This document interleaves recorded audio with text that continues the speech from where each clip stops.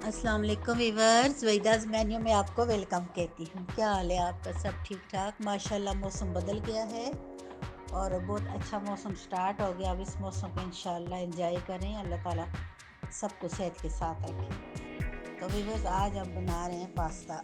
بہت سارے ویورز کی کافی ٹائم سے مجھے فرمائش آ رہی تھی کہ آپ پاستا بنانا سکھائیں، جس میں سر فہرست ہیں زینب جاوید، افتخار برگر اور فریہ چاند۔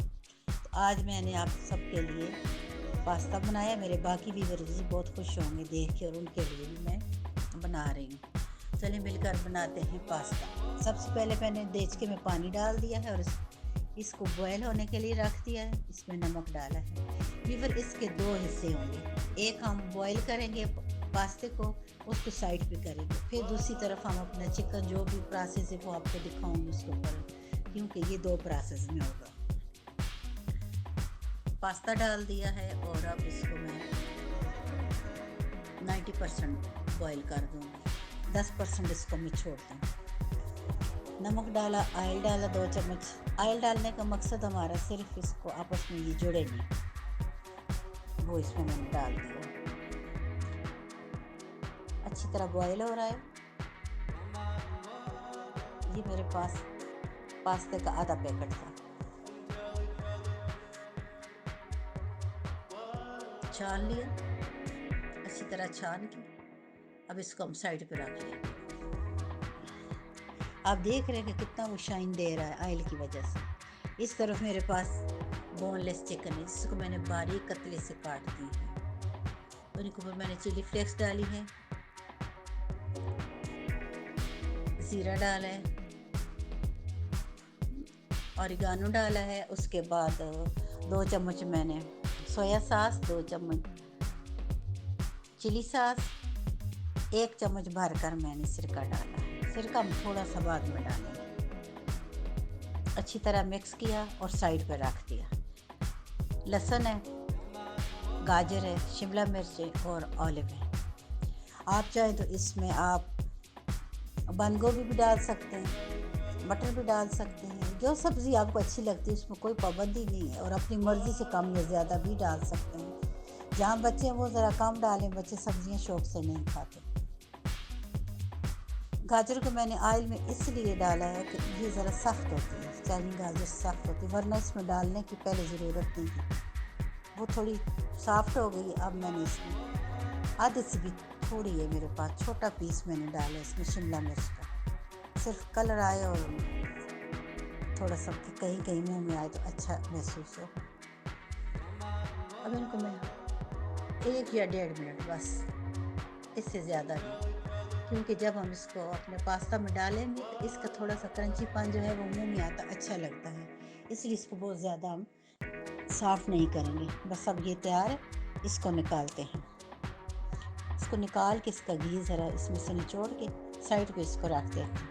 پھر اس کے بعد اسی گھی میں ہم اپنا چکن جو ہے آپ کے سامنے جو میرینیٹ کیا تھا اس کو ڈالیں گے۔ ویورز میرے چینل کو لائک کریں، شیئر کریں۔ اگر آپ نے سبسکرائب نہیں کیا تو اس کو سبسکرائب کریں۔ جی ویورز، یہ میں نے لہسن ڈالا ہے۔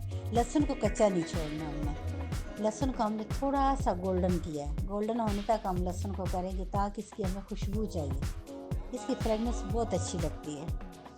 باؤل کو اچھی طرح اس کا ساری جو ساسز اسی میں ڈال دی ہیں۔ اب اس کو پکانے میں ہمارے 4 سے 5 منٹ لگیں گے۔ اس کو اچھی طرح ہم بھون رہے ہیں۔ چکن کو اچھی طرح بھوننے کے بعد اس میں نے تھوڑا سا زیرہ ڈال دیا، بہت کم مقدار میں، ہلکا سا فلیور، کیونکہ ہم چاہتے ہیں کہ ہمارے پاستے کا اور چکن کا اپنا فلیور آئے، اس لیے ہم مسالوں کو اوائڈ کریں گے۔ اچھی طرح بھون رہا ہے۔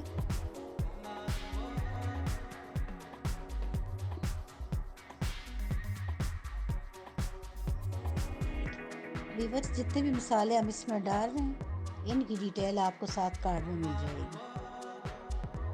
کیونکہ اس میں بہت لائٹ سے مسالے اور 1-2 ساسز ہم ڈالتے ہیں تو بس یہ تیار ہو جاتا ہے۔ ساسز اس کی بنانی ہم آپ کو بعد میں بتائیں گے، سب سے پہلے ہم اس کو تیار کر رہے ہیں۔ چکن ہمارا بن رہا ہے، ابھی تھوڑا سا ہم نے صاف کرنا ہے۔ 2 मिनट के लिए दम दिया है, उसे खोला तो बिल्कुल चेंज हो गया कलर, आप देख सकते हैं गल चुका है। अब पास्ता इसमें डाला है, अच्छी तरह मिक्स करेंगे। जब ये अच्छी तरह मिक्स हो गया फिर हमने जो अपनी फ्राई की हैं वेजिटेबल उनको डाल देंगे। वेजिटेबल जो फ्राई की हम उसको इसमें डाल के उसके बाद इसको मज़ीद हमने पकाना नहीं है, बस इनको हमने दम पे छोड़ देना है, बहुत स्लो दम पे, क्योंकि हमारी जो वेजिटेबल है वो भी फ्राई है, पास्ता भी हमारा गला हुआ है 90%। थोड़ी सी इसको बस हल्की फ्लेम पे दम पे रख के फिर हम अपने सॉसेस को तैयार कर रहे हैं। व्यूअर इस तरह आप बनाइए, इतना आसान है बनाना, इतना मज़ेदार बनता है और खाने में भी बहुत मज़ा आता है। इसमें मैंने हल्की सी काली मिर्च डाली है और अब इसको दम दे दिया। दूसरा पैन लिया, उसमें 1 चम्मच ऑयल डाला है, 2 चम्मच मैदा डाला। इसके लिए मैंने 1 लीटर दूध लिया है।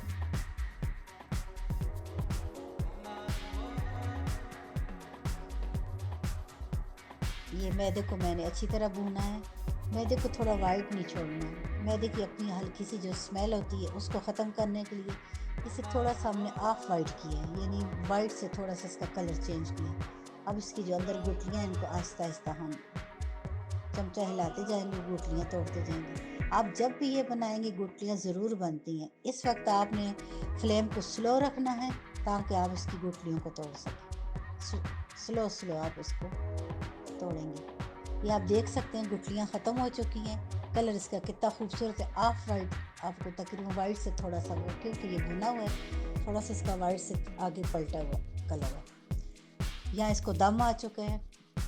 अब हमने इसके ऊपर ये अपनी जो मैदे से हमने अपना सॉस बनाई है वो डाल दी। फिर सॉस में मैंने थोड़ी सी वाइट पेपर डाली है। ये इसको सेट कर लिया। अब इसके ऊपर हमने मोज़रेला चीज़ डाल दी है। मोज़रेला चीज़ डाल के ऊपर छोटा सा मैंने टमाटर का कुछ ऐसा डाला है, सिर्फ इसकी डेकोरेशन के लिए, खूबसूरती के लिए। ऊपर मैंने ऑरिगानो डाल दिया है, चिली फ्लेक्स डाल दिए और ये आप देख सकते हैं कि इसका कलर भी कितना इससे अच्छा आ रहा है। ऑरिगानो मैंने पहले भी थोड़ा सा डाला था, इसके ऊपर भी डाला, थोड़ा खुशबू आ जाती है इसमें। इसको मैंने 4 से 5 मिनट तक दम दिया है। आप देख सकते हैं कि हमारा मोज़रेला जो है कितना मज़े का तैयार हुआ है। ये देखें, आप देख सकते हैं मज़ेदार किस्म का हमारा पास्ता तैयार हुआ है। चलें डिश आउट करते हैं। बहुत खूबसूरत लुक है इसकी और ऐसे दिल करता है कि बस अभी खा लें। व्यूअर्स आप चाहें तो इसको थोड़ा सा आप पतला भी रख सकते हैं, जो आपकी सॉसेस से थोड़ा सा आप उसको मज़ीद लिक्विड भी रख सकते हैं। ये आपकी अपनी चॉइस तक है। ये देखें, मैंने एक को थोड़ा सा पतला रखा है और एक को थोड़ा सा मैंने गाढ़ा रखा है। आप देख सकते हैं दोनों को। ये पतले वाला आप चाहें वो जो भी आपकी पसंद है, ये आपकी अपनी चॉइस तक है, इसमें कोई पाबंदी नहीं है। दोनों का जायका एक ही होगा। बहुत खूबसूरत तैयार हुआ है देखने में भी और खाने में तो है ही लजीज। मुझे उम्मीद है व्यूअर्स आपको ये पास्ता बहुत पसंद आया होगा और इंशाल्लाह आप लोग इसको बनाएं और मेरे साथ शेयर करें और मुझे ज़रूर अपने प्यारे कमेंट्स में बताइएगा कि आपने पास्ता जो बनाया है कैसा बना है और उसका जायका कैसा था। मुझे आपके प्यारे प्यारे कमेंट्स का इंतज़ार रहेगा। व्यूअर आपका प्यार और आपका शौक़ और आपके कमेंट्स मुझे बहुत हौसला देते हैं, जिसकी वजह से मैं हमेशा एक नई वीडियो के साथ आप लोगों के सामने आती हूँ।